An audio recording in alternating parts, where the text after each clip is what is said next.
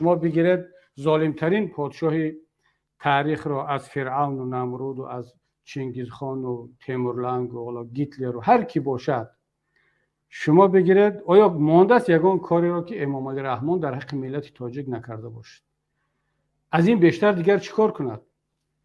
اپوزیسیا را سرکوب و زندانی و کشتن و نابود کرد. حتی نه تنها اپوزیسیا را، تمام اون همراهان خودش را که همراهش در فرانت خلقی با فکر میکردن با آرزوی آن که مبارزه برند علیه حکومت مصالحه ملی و او را از بین ببرند، دیگر تاجیکستان گل شکفان می شود. تاجیکستان با گفت خودشان از دست ملاها و از دست دموکرات ها خلاص می شود و یک دولت آزاد و پیشرفته می شود.